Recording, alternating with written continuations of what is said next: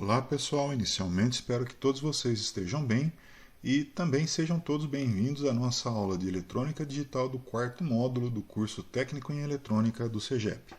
Bom pessoal, para começar a nossa aula, eu vou retomar o exercício que eu deixei para vocês na semana passada.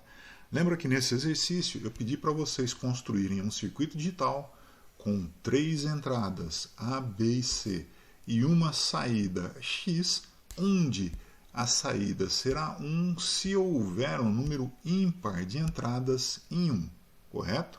Lembra do primeiro passo para a gente resolver um exercício desse tipo? Lembram-se? A gente tem que, em primeiro lugar, construir a tabela verdade que traduz essa lógica, não é?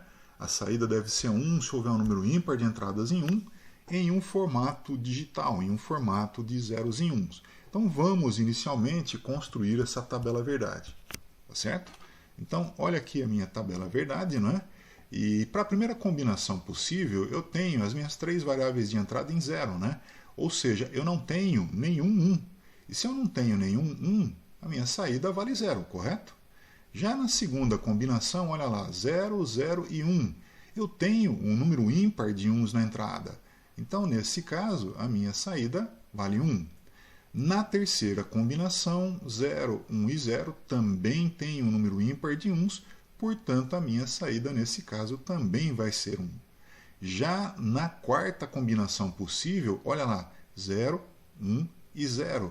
Ou seja, nesse caso eu tenho um número par de 1s. E se eu tenho um número par de 1s, a saída vai ser 0. Olha a quinta combinação possível, 1, 0, 0. Nesse caso, nós temos o quê? Um único 1, não é isso? Um número ímpar de 1s na entrada. Então, nesse caso, a saída vai ser 1. Olha esse caso agora, 1, 0, 1. São 2 1s, é um número par de 1s, portanto, a minha saída vai ser 0. Na penúltima combinação, olha lá, 1, 1, 0.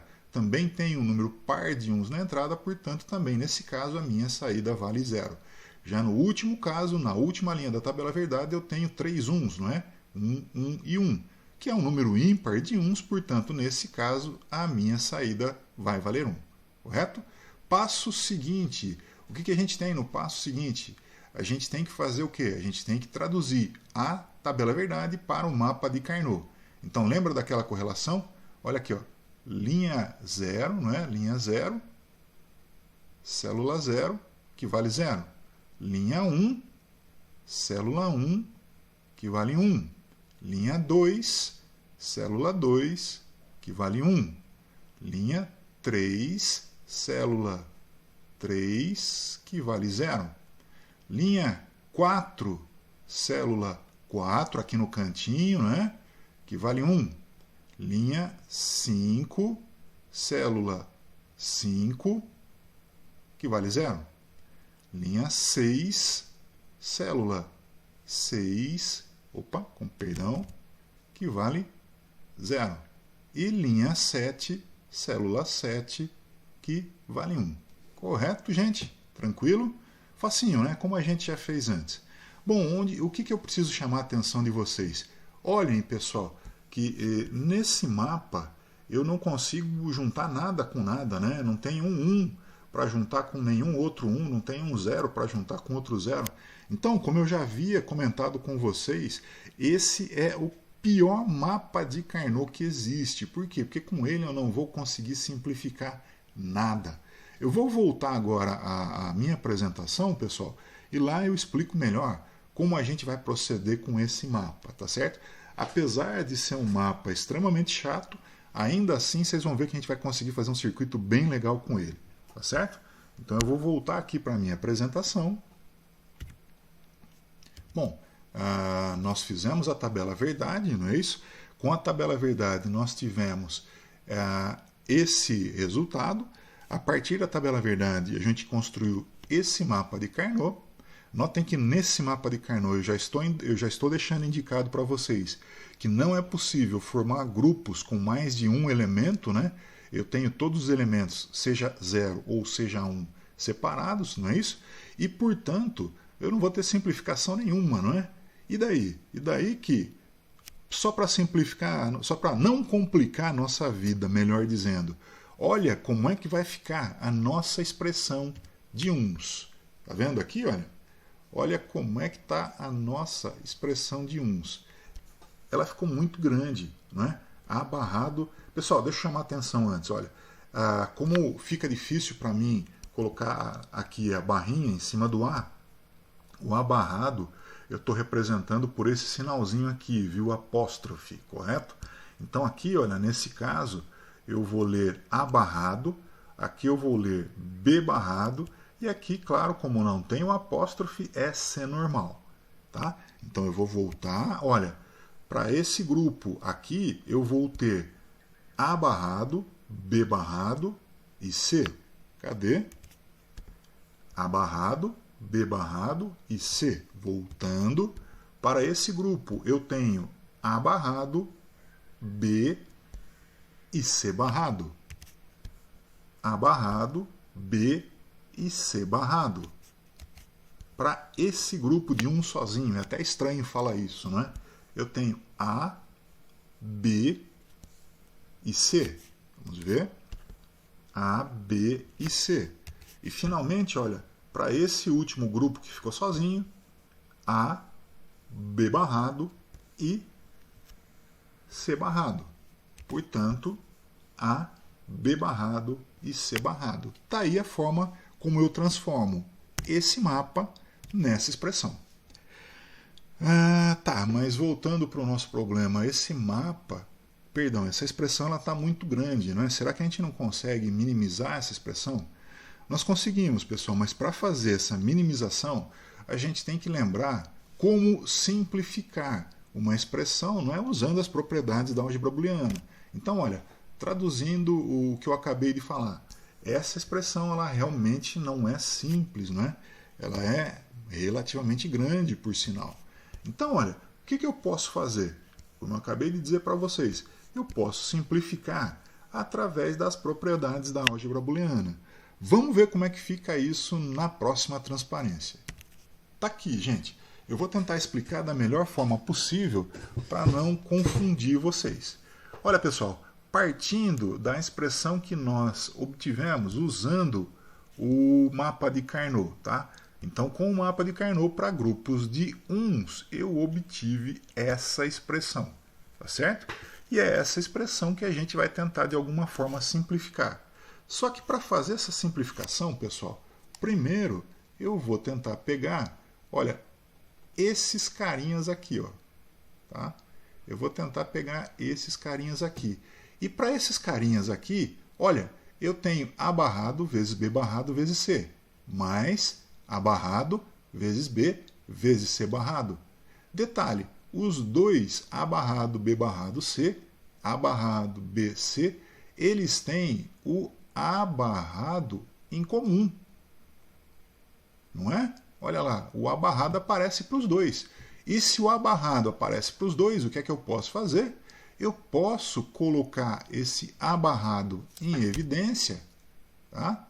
Eu posso colocar esse A barrado em evidência, e aí, olha, dentro de um parênteses, eu coloco o que sobrou. Olha aqui, ó, sobrou B barrado vezes C, tá aqui, e aqui nesse cara sobrou B vezes C barrado, tá aqui.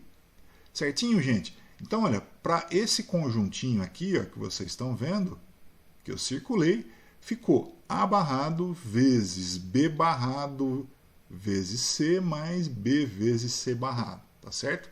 Aí, olha, esse sinalzinho de mais aqui, eu coloquei ele aqui de volta, e agora eu vou tentar fazer alguma coisa com esses dois carinhas aqui. Olha também que, ó, aqui A vezes B vezes C, aqui A vezes B barrado vezes C barrado. O que esses dois têm em comum? Eles têm em comum o A, correto? E se, nesse primeiro caso, eu coloquei o A barrado em evidência, aqui eu vou colocar o A em evidência, tá certo? E colocando o A em evidência, olha, entre parênteses, eu fico com B vezes C, tá aqui, e B barrado vezes C barrado, tá aqui, correto? Entenderam a simplificação que eu fiz? Se vocês não entenderam, pessoal, volta ao vídeo depois e tenta enxergar de novo o que foi feito, tá ok? Bom, cheguei nesse ponto aqui, olha, eu cheguei nessa expressão. Agora eu preciso tentar simplificar essa expressão.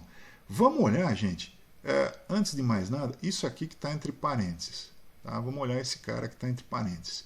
Para esse cara que está entre parênteses, olha lá, eu tenho uma variável vezes outra negada, mais a outra variável normal e a seguinte negada. Vocês lembram o que é isso? Eu acho que nós já estudamos, né? Vocês lembram que a gente estudou alguma coisa do tipo A vezes B barrado mais A barrado vezes B? E vocês lembram o que era isso? Isso daí, gente, era um ou exclusivo. Meu desenho está muito feio, mas eu espero que vocês consigam entender o que eu quero dizer. Tá? Resumindo, olha, voltando aqui para o nosso desenho. Nessa passagem, o que eu fiz? Eu fiz a transformação de B barrado vezes C mais B vezes C barrado nesse ou exclusivo aqui. Tá certo? Agora, se eu olhar para esse lado, eu também acho que eu já comentei com vocês, olha, B vezes C mais B barrado vezes C, ele é o quê? É um ou exclusivo também, só que é um ou exclusivo, olha lá, negado. Tem a negação aqui, estão vendo? Bom, pessoal, esse foi o penúltimo passo. Último passo, vamos ver se vocês enxergam. Olha aqui, ó. Tenta acompanhar, pessoal. Aqui, desse lado, eu tenho, olha onde eu estou circulando. Eu estou circulando A. Eu tenho A, que é uma variável normal, não é? Sem barrar, vezes o parênteses barrado, não é isso? De novo, A vezes o parênteses barrado. E aqui, o que eu tenho? Eu tenho o A barrado vezes o parênteses sem barrar. Ó, A vezes o parênteses barrado aqui, mais A barrado vezes o parênteses sem barrar. E o que é isso? Isso é um ou exclusivo, gente, de novo. Um ou exclusivo de quem? Do A com o B mais C barrado. Ou seja, no final das contas, eu fiquei com x igual a, vou tentar escrever aqui, A barrado, perdão, A ou exclusivo B ou exclusivo C. Tá certo? Então, olha, essa baita expressão que a gente tinha aqui em cima no começo, ela virou só isso daqui. Tá certo? E virando só isso daqui, como é que fica o meu circuito? Olha que simplificação. Tá aí, gente. Esse é o circuito final do nosso exercício. É simplesmente um ou exclusivo entre A, B e C. Ou seja, a minha saída X, ela é nada mais, nada menos do que um ou exclusivo de A com B e com C. Tá aí, pessoal, resolvido esse exercício. Ok? Vou parar a minha apresentação agora, daqui a pouco a gente volta com o resto da nossa aula. Até daqui a pouco.